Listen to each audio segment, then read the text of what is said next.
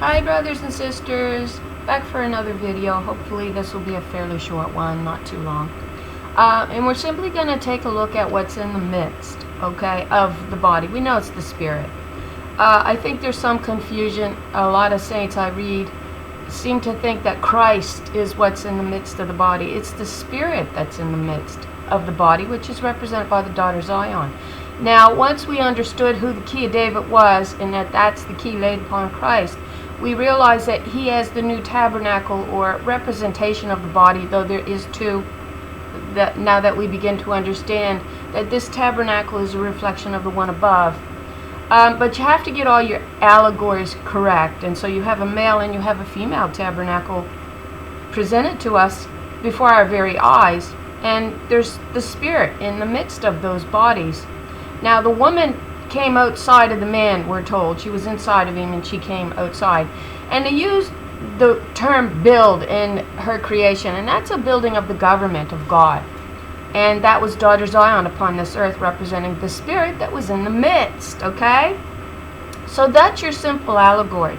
So for those who think that Christ is what's in the midst, no. He's a promise of the spirit that will be in our midst, which is the daughter Zion. You see, the first Adam said, razor to the ground. We don't want her for our ruler. We don't want her for our government. We don't want that righteous spirit. We want to be able to build our own stronghold. And that stronghold became known as the harlot daughter Babylon. That's what that became known as in the midst. And we know that to be true when we study the passages in Key of David, when we begin to understand what Solomon did to the flock of Bozrah that was in the midst, that was the daughters of Zion. It says he changed the portion that was in the midst, and this portion was known as the flock of Bozrah, okay? And so we hear of God saying, I'll destroy this flock that's in the midst. She's referring to the harlot spirit in the midst of the body. And then we hear of the restoration of the righteous daughter of Zion, which is supposed to be in the midst, and they are known as the flock of Bozrah. Now we're going to look at just some very simple passages that's going to help us if we've been looking at this study, and it's a great study. It's lengthy. All these videos pertain to this deep study and a different look at theology, as opposed to the one that Baal, your husband, men, wicked rulers, who taught you that you can't seem to let go. It tastes good on his tongue, but it's cobra's venom. And when you look cobra up, it's male, right? So eventually it became their poison that they were feeding us. And so we're going to look at Jeremiah 15. And we're going to quickly skim through this because I don't know how much time I have. And we'll just make some brief notes as we go, okay? So then said the Lord unto me, though Moses and Samuel stood before me, yet my mind could not be towards his people. Cast them out of my sight and let them go forth. So there came a time when the daughters of Zion were slowly turning away from the image that they were made in, which was their mother God. Now, I had put a brief comment under one of my videos quite recently. Actually, I added it. And I'm just filling up spaces where I have under my videos with different parts of the theology. So it may be a bit mixed up, but if you go in and you determine to read those comments and put them in order for yourself, allow the Spirit to do that for you, then you'll begin to understand what I've been driving at. But it was about the golem. And there is a word, golem, and it is used one time in the Bible. Now, I gave the number, and I don't have it here with me, but that number is mentioned under the video. And it's mentioned with David, and he speaks of his substance, and when you look the word golem up, it means embryo. So we're all embryos. But with the Jewish encyclopedia and the Jewish folklore speaks of a golem, which they usually made out of or fashioned out of clay. And to bring it to life, they would put one simple word most of the time on the forehead, and that word was emet. Now, emet means truth, okay? And to take away the life-giving property that this word gave to this golem, they would erase simply the first letter off of that word, which would be your E, and it would leave you with the word met. Now, met in Hebrew means death, okay? So are we seeing a correlation to mankind? Yes, we are. We're seeing a much deeper one than what we even realize, because the word M means mother, and she is your life giver, and without her, you're going to have death. Now, they erased our mother, actually, from the context. And so when you see in passages in the Old Testament, you'll often see them say this: we are fatherless, we are fatherless, you have made us fatherless. No, we still have a father. That's all we have. But father never brought life to us, you see. So when they erased mother, they erased our life giver from us. And so we have no mother. We became motherless children. We no longer have the eternal spirit with us. We erased all existence of her in this word, unless you are willing to go in and let the Spirit lead you, because she says it is in there, and I will show it to you. So they think they've erased our mother. And for you women out there who thinks you're made in the image of your husband or a father, you better take a second look at your image. You are not made in a man's image. You are made in a woman's image. You are made in mother's image. And you see, we failed to call upon our mother. We started to call on their God, Father, a Son. We failed to call on our own personal empowered portion of the tabernacle by the Spirit that gives life to all things, which is mother, which is the image that we are made in. Now, they don't want you to know that. Okay? So it says, then said the Lord unto me, though Moses and Samuel stood before me, yet my mind could not be towards his people. Cast them out of my sight and let them go, because the daughters had turned from their own mother and began to worship a father and a son. That's what they did. She says, I'm turning my back on them. Only when they turn back to me will I turn back to them.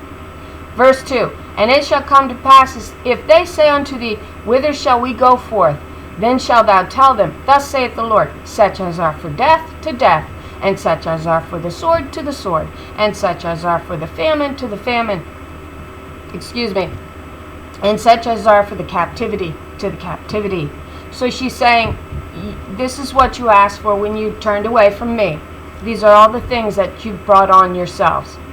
Verse 3, and I will point over them 4 kinds, saith the Lord, the sword to slay, the dogs to tear, the fowls of the heaven, and the beasts of the earth to devour and to destroy.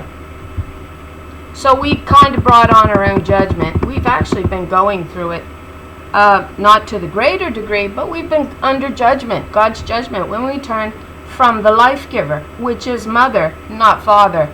That's simple reasoning. Come on. It says in Romans 1:20, you are without excuse not to understand the Godhead. I manifested it in the things that I created for your eyes to bear witness to. Man does not give life on this earth. Man does not mold the clay in our womb. And our husband did not create woman. All right? These are all lies that they wrote in the text. And she says, I will write the truth upon your heart. And in the day that you look upon your heart, you seriously look at your heart and what you believe me to be, you're going to turn back and you're going to find me. That's when you're going to discover me once again. And I will cause them to be removed into all the kingdoms of the earth because of Manasseh the son of Hezekiah, king of Judah, for that which he did in Jerusalem. Now, we know from our study on the key of David and the passages that we reviewed in that, and I've listed them, I've wrote them out, I have many studies here that's very involved in the study of Key of David. So if you really want to know it, you have to go in and find those videos. I really don't have time to review it here. But it all goes back to the Key of David and the fact that they no longer wanted the daughter Zion as their governing spirit, so which was known as their stronghold. And so they wanted her torn down. So they did. They tore her down and they built their own stronghold, a harlot spirit, which we all became. We all become controlled by a harlot spirit, the false teachings of fallen Adam, and a willing harlot that comes under those teachers that teaches a he, and denies mother her children. All right?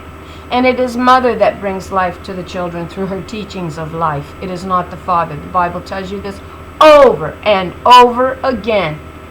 Now, verse 5. For who shall have pity upon thee, O Jerusalem?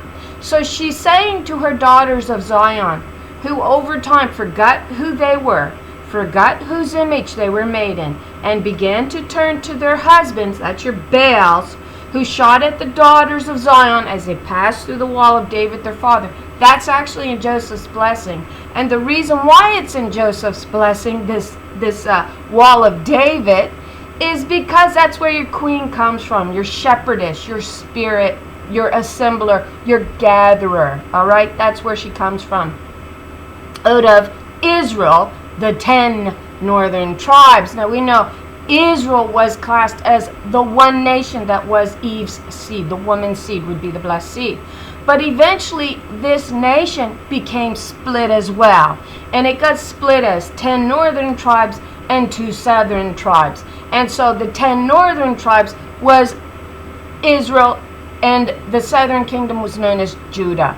Now we know Judah represents Adam, where the new Adam will come from, but they lie about Israel, the 10 northern tribes. That's where your new queen will come from, your spirit that will speak out of the dust of the ground. Now she was sacrificed on the altar hearth. We're told that in many of our passages. Once you go in, you look the words up instead of letting man-made theology tell you what went down. She's your red heifer. Israel's your red heifer. Sacrificed to cleanse the temple. They actually brought forth Israel. The daughters of Israel actually managed to bring forth one cleansed son, all right, which was the new Adam.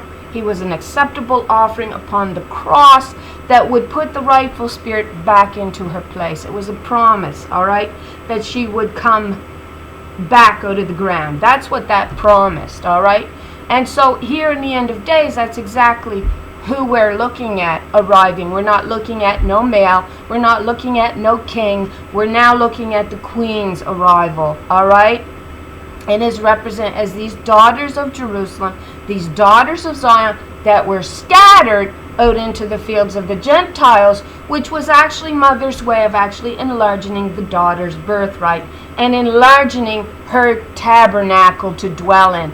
So man typically represents the body, the woman, the spirit, though again, we have 2 tabernacles in view, the one that actually Solomon tore down, or actually repossessed and repurposed for a harlot spirit. And I'm not going to go into detail on that right now, but I could. So let's get through this. For who shall have pity upon thee, O Jerusalem? Nobody's felt pity for the daughters of Jerusalem. None. She became the outcast that no man sought after. All they wanted was a woman that would bow to them and their teachings, okay? She became an outcast. If she wouldn't bow to him and his way, she became the outcast. They didn't want nothing to do with the righteous daughters that were trying to teach the truth of heaven that would give life to all. So they said, razz her to the ground. We don't want her. This actually takes us back to Micah 2, all right, for anybody who knows the key of David's study. So, or who shall bemoan thee? Or who shall go aside to ask how thou doest? Thou hast forsaken me, saith the Lord. Thou art gone backwards. So, it's in other words, you turned your back on me. My daughters turned their back on their mother, in whose image they are made in. All right? You're not made in your father's image. You're not made in your husband's image. You are made in your mother's image. All right? And if you can't see that simple reasoning, then you are without hope. The Spirit says, come, let us reason this out together. If you can't reason that simple truth, you are without excuse. I showed you in my creation, it's male and female, it's body and spirit. She came out of him. I showed you everything you needed to understand. So, thou hast forsaken me. Thou art gone backwards. Therefore will I stretch out my hand against thee and destroy thee. I am weary of relenting. I'm weary of forgiving you and being tired and showing compassion on you. You've had so much time to turn back and to realize the truth and to realize your mistakes, and you haven't. Now you understand great violence were perpetuated against these daughters, and mother says, yet you're without excuse. At some point, my daughters are going to pick their head up and they're going to start asking the right questions, and they're going to go, hey, what about me? What about my image? Whose image am I made in? And it says the tabernacle below reflects the one above. Well, you forget, I have a tabernacle that I'm tabernacling in, and it's a body. And it is not a man body, it is a female body. And this takes us back to the house in the forest of Lebanon. This was the citadel, the stronghold of daughter Zion, where these daughters actually met with Mother God. That's what they did there. And it takes you back to your study in Isaiah 22, where it takes us to Solomon.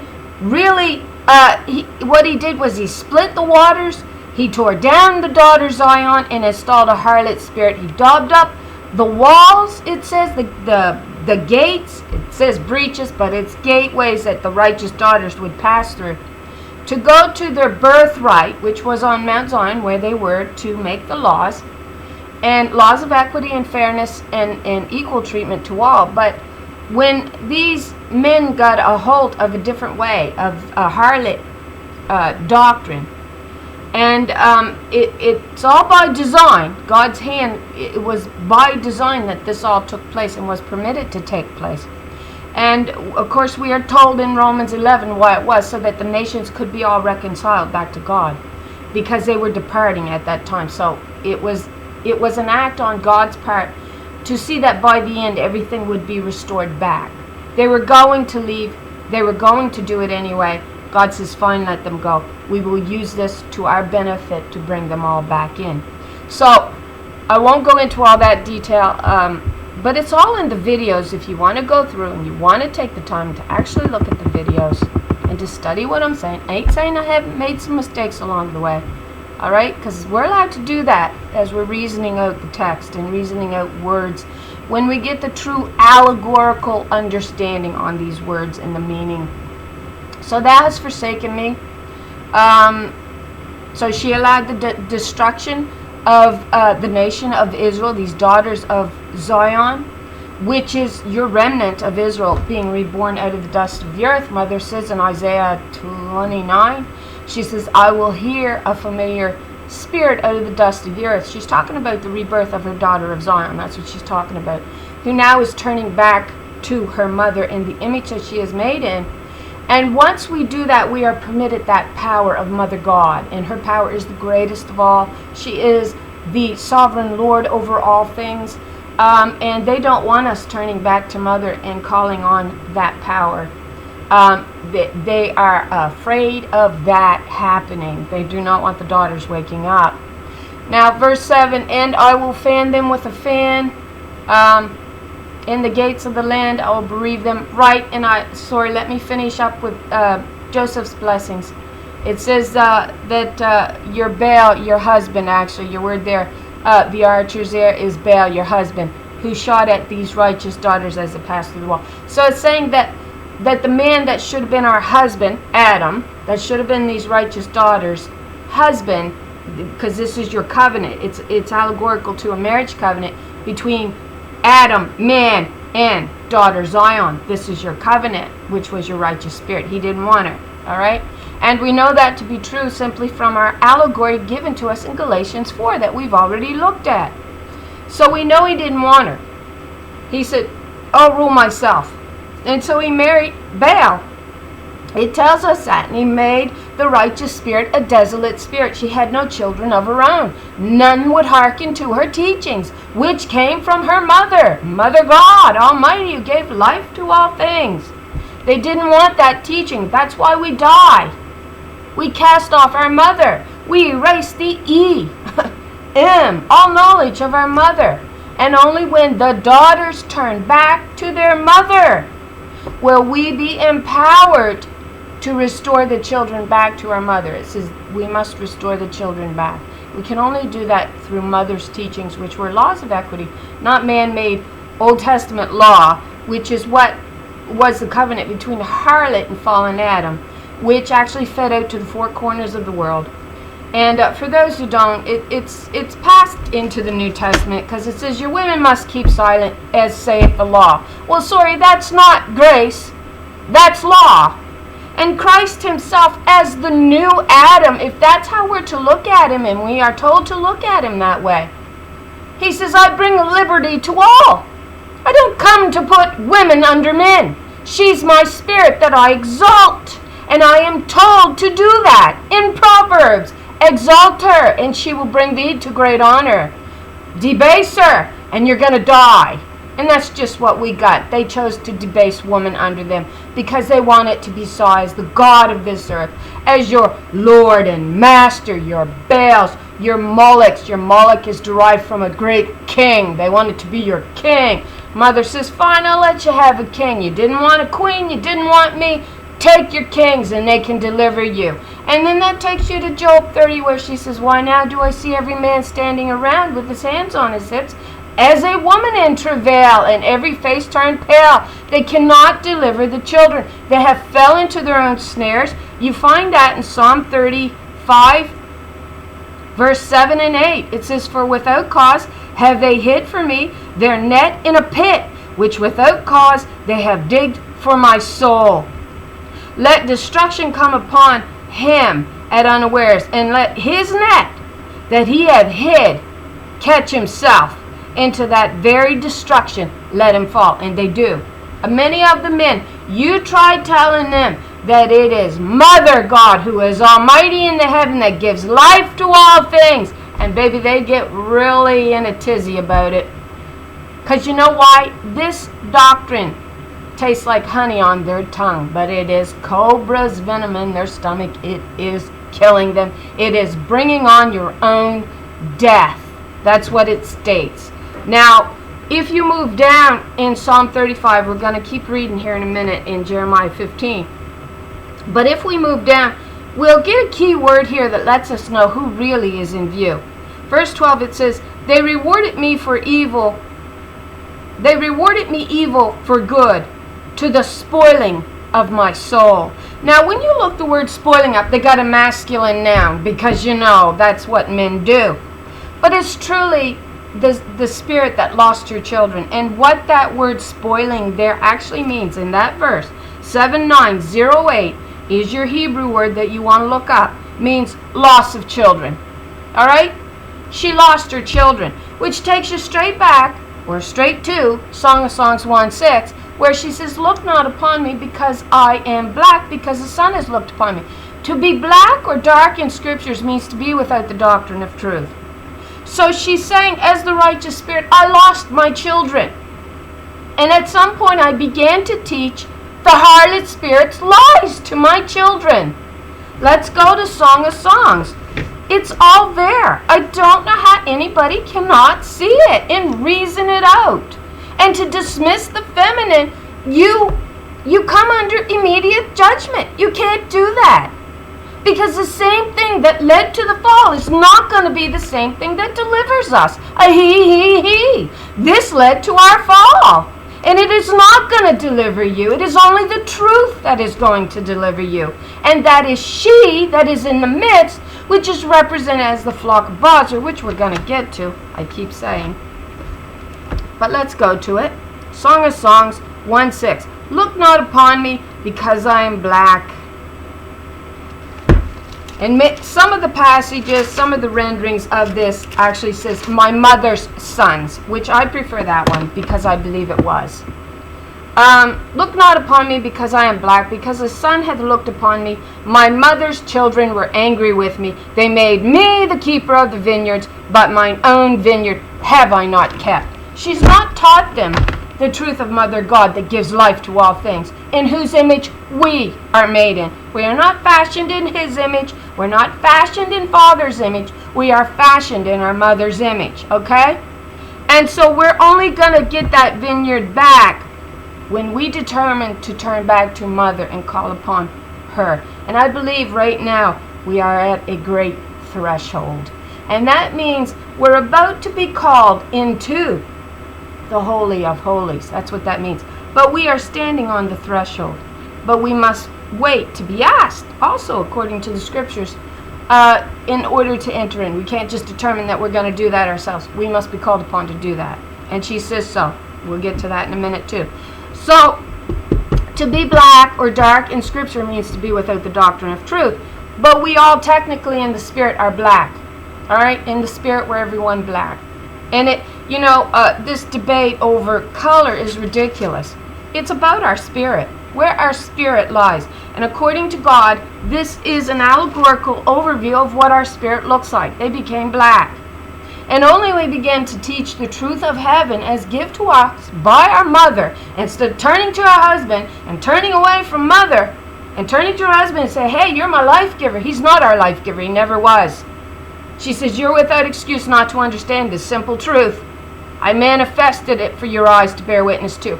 Woman is the one that travails to bring forth life, and it is her body that shapes the clay in the womb, and then she travails to push it out, to bring life to it. And God says in Deuteronomy 32 verse 18, you forgot the God that birthed you and gave life to you. And those two words there means birth and writhed in pain. How do you get a father out of that, or a son out of that? That is a mother. And she says, you forgot all about me. And she's really talking to her daughters. How could you think that you're made in a man's image? You are made in my image. And you are made after a different kind. It says in the book of wisdom. Yep, it says, you were gave to him to teach him the truth and to tell him when he was doing wrong. And it made them mad. Because in the beginning, you were pretty darn good at that job. But then you just got so you started to listen to the lies. Now that was brought on, of course, through violence, great violence. We're told that in Malachi chapter 2. So you want to go look at these passages. Go look at them. But you're also going to have to use your own reasoning with the Spirit to do that. Because in Malachi, though, it says, you wrote laws of violence against your brother. Keep reading. It makes it quite clear that it was against her sister. All right? And she says, yet is she the wife of thy youth, the covenant wife of thy youth. I gave her to you. And she's saying, your spirit. Galatians 4. These two women are an allegory to two covenants. To spirit, one is still under bondage of the law. Gee, you think we're under law? I think so. They've taught it to me since I was a little girl that I'm under a man. That's law. That's not God. That's law, right? So, again, if you want to look at color, again, it's allegory. You'll get a big allegory to your coloring in Lamentations. Now, I forget the exact chapter it's in. I wasn't supposed to do this. I'm supposed to get this done. I'll probably be interrupted, so forgive me if I am. It's after Jeremiah. Come on. Or is it before? Is it before? Is Lamentations before Jeremiah or after? It's okay. Doesn't mean you don't know the Bible if you get things screwed up. I used to think it did. Oh man, I can get to my book first. That don't mean nothing. You gotta study it for it to be of any value to you. Okay, so no, I didn't. Let's see if I can find it right quick though. It says, in the day that they were listening to me, they were pure as snow. They were white as snow. But in the day that they turned from me, they became dark. So it's just simply giving you an allegory to the Spirit is what it's given an allegory to. It's not giving you the color of the skin. Israel is going to come, I think, from many daughters that are reborn with the truth of God as the new seed of Israel. And they're going to have to turn back and start teaching their children the truth of heaven, all right? And we're told that they are the new seed, founded upon this promise that we will be restored. And you get that in Romans 9, all right? Let me see if I can find this right quickly. It's funny I didn't circle it. Usually I circle important passages. Let me see here. Right. Okay, so it's Lamentations 4 if you want to find an allegory to your color. Verse 7, her Nazarites were purer than snow. Chapter 4, verse 7 of Lamentations. Her Nazarites were purer than snow. They were whiter than milk. They were more ruddy in body than rubies. Their polishing was of sapphire. Verse 8, their visage is blacker than a coal. They are not known in the streets. Their skin cleaveth to their bones. It is withered. it has become like a stick. What you're getting there is your allegory to the spiritual context. You're not getting it to the skin. You're getting it to the spiritual context here, which is that when we are doing what we are supposed to do, which is listening to the righteous spirit, our mother, we are seen to be white and pure. All right? That's our spirit. When we turn from mother, we become black. Our spirit becomes darkened. We almost go into a type of mourning, our spirit does, and us as daughters ought to recognize this mourning more than the sons, because this lion theology tickles his ears, but it doesn't yours. And that's the idea of the mourning and becoming dark here. And Nazarites, by the way, even under the harlot covenant with fallen Adam, had Nazarites as both female and male. So get that straight too. They got that one screwed up. So let's keep on here. So she said, their widows are increased to me above the sands of the seas. I have brought upon them against the mother of the young men. All right. So it was the women that she actually was going against, because this is mother dealing with her daughters who were slowly turning away from her and teaching another way to the children, which was his way, fallen Adam's way. They were no longer actually looking at their mother. They were actually turning away. That's why she says, in the day you turn back, and she says to the Shulamite, return, return. What might we see when we see the Shulamite return, as it were the company of two armies? Well, that company is the 144,000 first fruits, daughters of Zion, holding no guile in their mouth. They're not teaching his lion theology anymore. They are teaching mothers. They are the new spirit risen up on this earth to deliver the children. Okay. Anybody wants to study this, it is all there. And it makes sense. It reasons out. And I will fan them with a fan, right? I will destroy the people, since they return not from their ways. We keep teaching his ways. Their widows, all right, were increased, right? Chapter 9, verse 9, watch this. She has borne 7. She that had borne 7 languishes. It doesn't tell you the gender.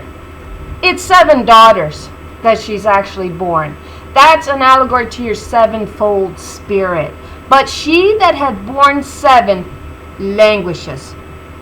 All right? She waited for the sevenfold spirit to be born upon this earth. Now, I almost think we're looking at bloodlines here, but maybe we're not, okay? It's just a possible allegory. She hath given up the ghost. Her son is gone down while it was yet day. She hath been ashamed and confounded. And the residue of them will I deliver to the sword before their enemies, saith the Lord. So she bore 7. And the next passage, it makes it clear it's sons, all right? But this one, it doesn't tell you. Some wants to render it 7 sons. No, your sevenfold spirit is clearly female. We've established that. They're she-goats. They're recognized as she-goats in scriptures. She's mentioned as a she-goat in the Abrahamic Sarah covenant in Genesis 15:9, as is the heifer, which represents Israel, the seed of the woman restored back. So she had been ashamed and confounded, and the residue of them will I deliver to the sword before their enemies, saith the Lord. Verse 10, woe is me, my mother, that thou hast borne me a man of strife and a man of contention to the whole earth. Okay, so it's not this chapter. It must be in another chapter that it mentions the woman who had borne many sons and is in complete distress, has no help. I forget how it says it. Let me just see if I can pull it up here. If it does actually pull that passage up. Oftentimes it won't help you out like this. But let's see if it, yeah, it does. It pulls it up in 1 Samuel 2:5. Okay, so this is your one of your cross references. It says, the well-fed hire themselves out for food, but the starving hunger no more. The barren woman gives birth to 7, it should say, daughters. But she who has many sons pines away. Why? Because the sons that are being birthed now are teaching a lion theology that tickles their ears and debases their sisters at their feet as his doormat. But she actually managed to give birth to 7 daughters as a promise, I think, that the new spirit would be reborn at the end of days. That's almost what you're alluding to here. I'm not going to go into any deeper than that. So, woe to my mother that has given birth to me. Let's just go over this. The Lord said, verily it shall be well with thy remnant. That's Israel. Verily I will cause the enemy to entreat thee well in the time of evil and in time of affliction. Though they have Jeremiah there. But it's not Jeremiah. It's an overview of the spirit that mother has in view here. Shall Aaron break the northern Aaron in the steel?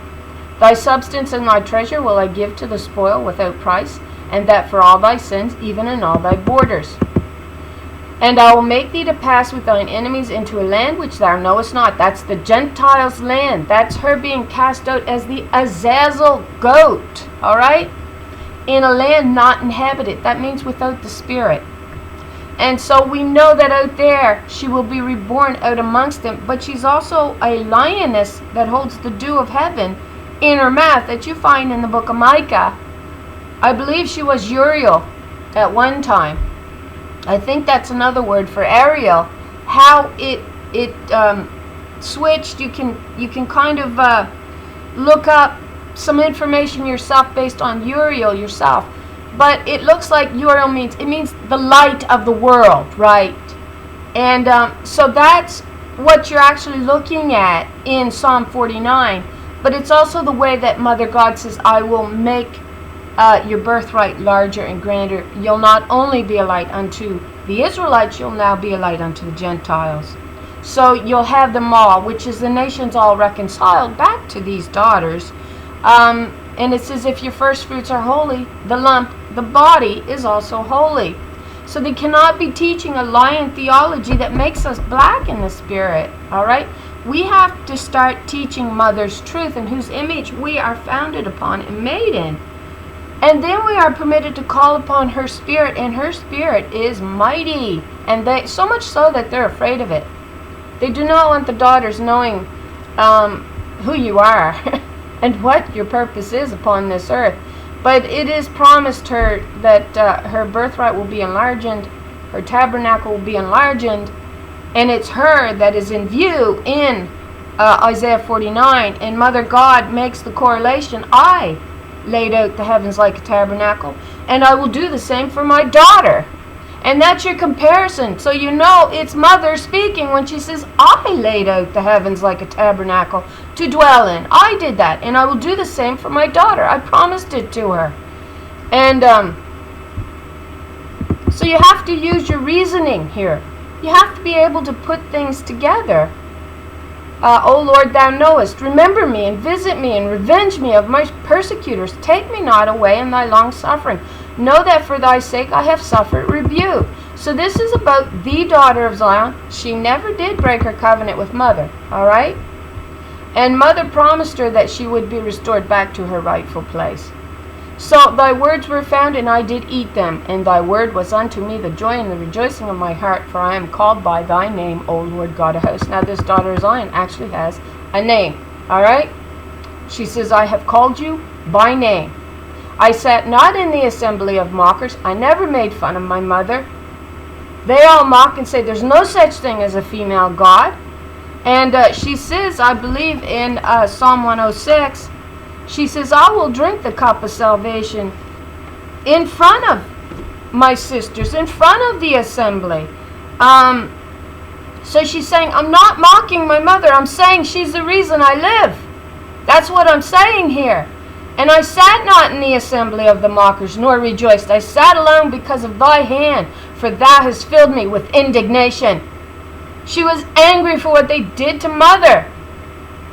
And we ought to be angry on our Mother God's behalf, whose image we are made in. And it is her power that we have a right to call upon as her daughters. And stop listening to fallen Adam and the harlot spirit's lying theology.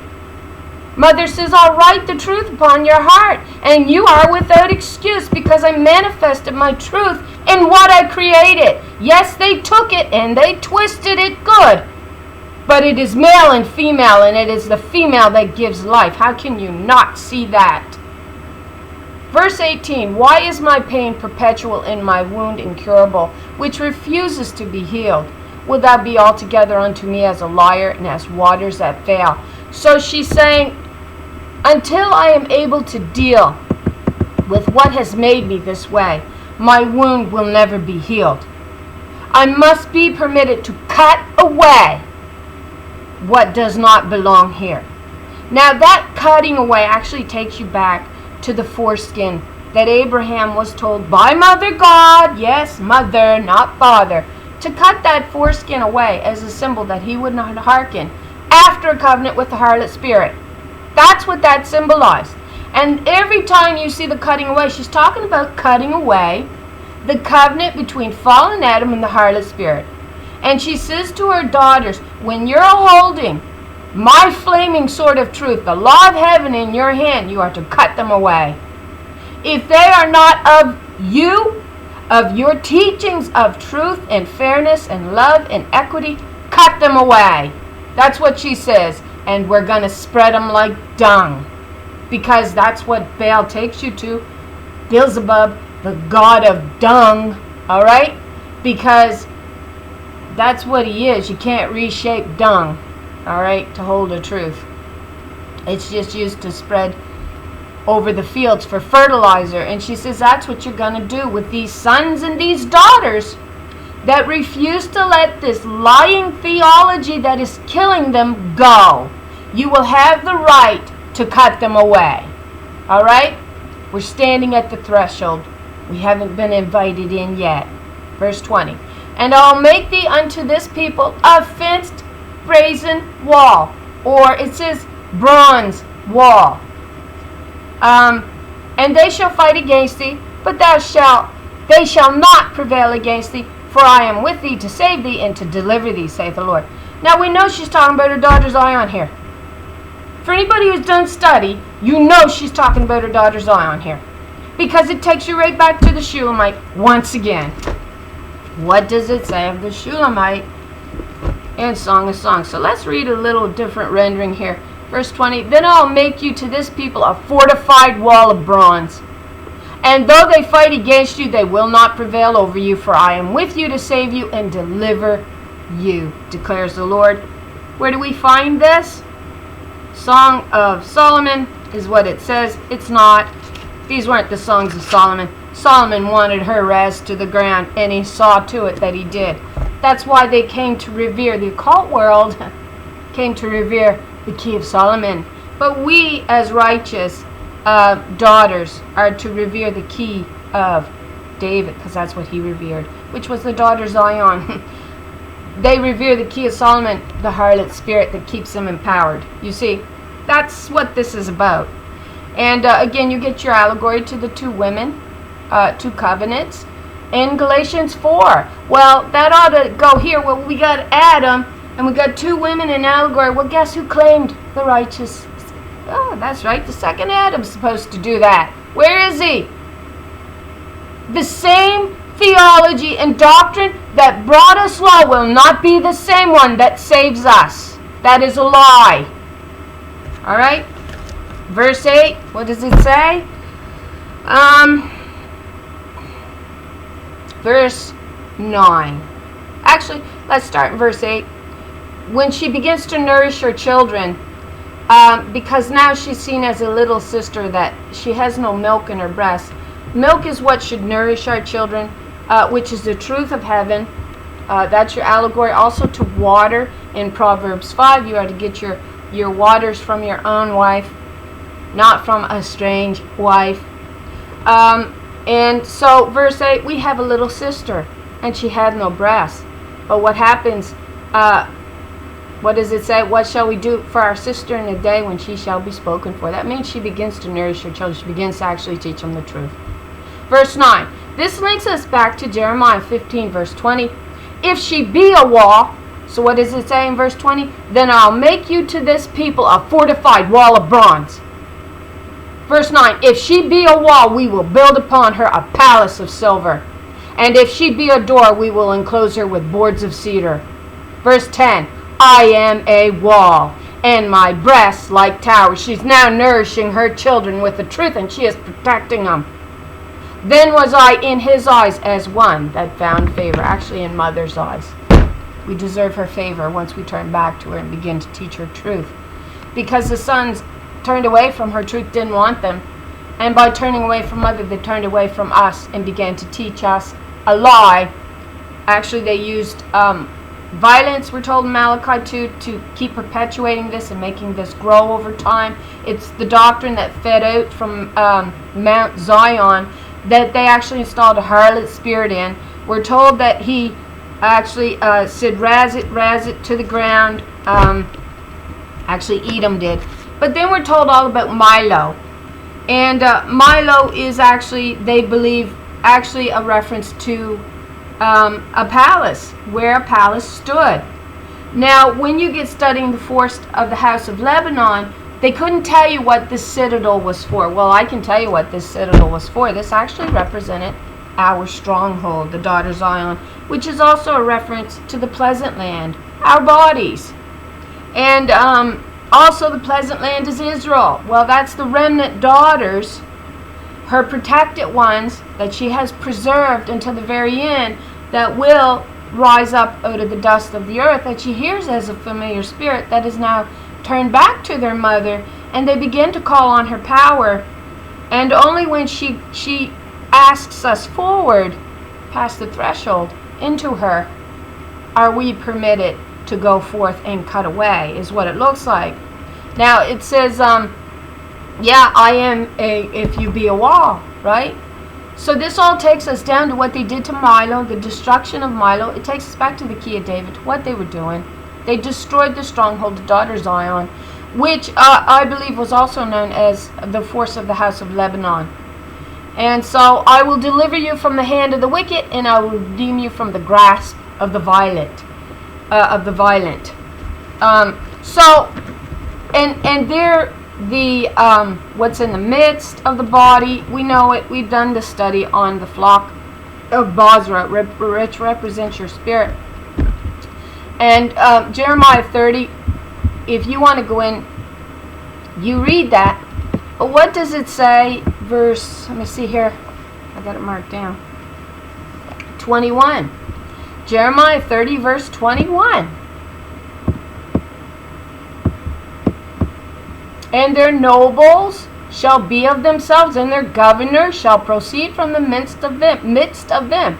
And I will cause not him, her, this is the daughter Zion, to draw near, and she shall approach unto me. For who is this that has engaged her heart to approach unto me, saith the Lord. That's why we're standing on the threshold, because the daughters are once again approaching the Mother God, our M, who gives life to this body. All right?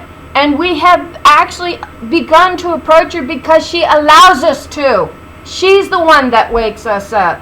It says the Lord was asleep in her temple.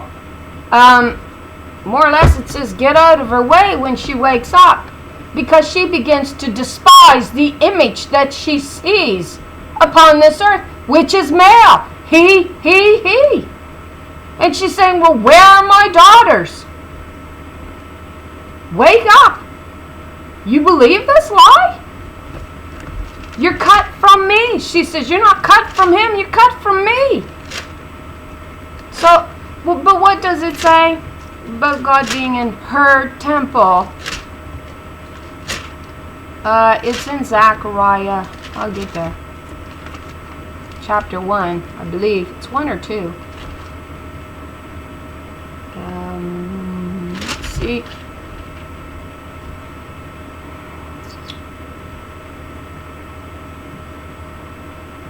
Chapter 2, verse 13 of Zechariah. Be silent, O all flesh, before the Lord, for she is raised up out of her holy habitation. And she's raised up because her daughters have finally turned back. It says, return, what might we do? When the Shulamite returns to us. When woman turns back to her mother, what are we going to do? Well, you're going to hear her. Or you're not. That's the judgment. But it says, I will cause her to approach to me. She will come from their midst. And when we study the flock of Bozrah, we come to realize that the flock in the midst is the daughter Zion. And that Solomon changed the portion. He changed the portion to what? Isaiah 22. No. It's there too. But you have to run it down in allegory again when you combine passages. It's in Micah chapter 2, near the end, I think. Verse 12. I will surely assemble. Oh, it says Jacob, because again they want you to focus on a man. No, Israel. This was the woman's seed, Eve's seed. Jacob got his title, actually, not from Abraham. He got it from Sarah. Alright? And Sarah, El together, means God that wrestles, which is the name of Israel. And it comes from Sarah. It comes from Eve. I will surely assemble, O Jacob, all of thee, Israel, all of thee.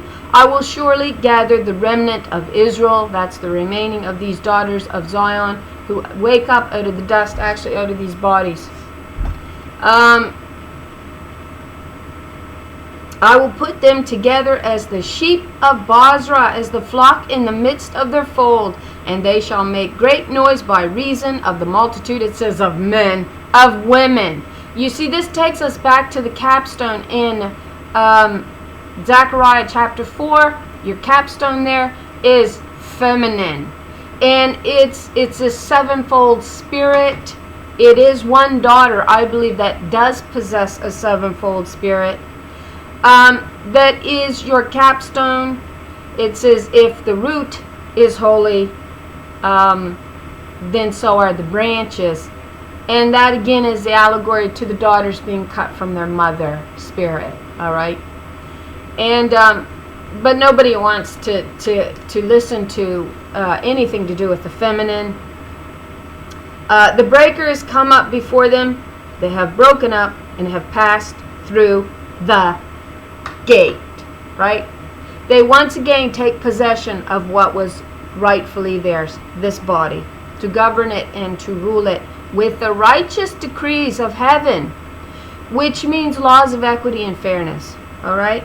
And they are gone up out by it, and their queen shall pass before them, and the Lord on the head of them. The Lord is mother there.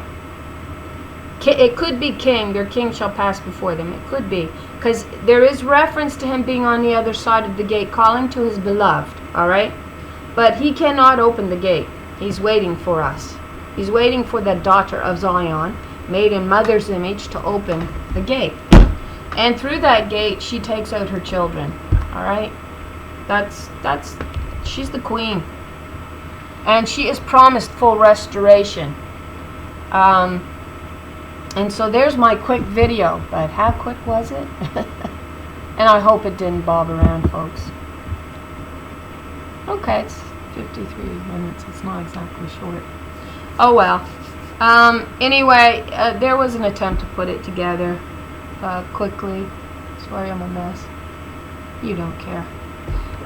But, you know, if you want to go in and you really want to study the key of David, and you get down on your knees and you say, you show me. You show it to me. God will. And you'll be walking along one day. You'll be, you know, chewing your cud. You'll be chewing on the Word of God. And then, boom, it'll just hit you. Go, oh, I get it. And that's how God works with us. We have to spend time with the Spirit in order for the Spirit to reveal things to us. It's not us opening this and reading it and then opening another book of commentary from man-made theology going, that's what it means. Or even reading 10 different ones before we determine which one it is for us. It's the Spirit that is to teach us all truths. Alright? And when we're willing to get on our knees and say, you show me who I am. You show me. I don't want it shown to me by a man on the pulpit who's going to preach something that tastes good to him. I want it from you, and I want the truth, dear God above. And God is going to show it to you, but you have to want it. So again, I thank all for watching my videos. I appreciate anybody taking time to try to figure this theology out. It's actually easy, but God's ways, I mentioned 2 different ways of looking at God, so I might have confused some that might actually watch me. That God is very easy to understand, and this is a very simple allegory to understand. It's not that hard to understand. How anybody can dismiss it as truth and reasoning is beyond me, because the reasoning is sound. But at the same time, God's ways are past finding out. So there are steps that's very difficult to take without the Spirit leading you all the way. So that's not to say that we don't make mistakes, because again, we're in a battle. It's the flesh against the Spirit within us, the Spirit that's promised to us, and it's going to be a struggle to get it right. So we are permitted mistakes, all right? You are. And but over time, we should always allow God, the Spirit, to shape that truth within us, and be willing to go, okay, well, that could be wrong, you know, but I know this part's right? And only when we got that part of the path laid down firmly for us are we going to continue on to the next step.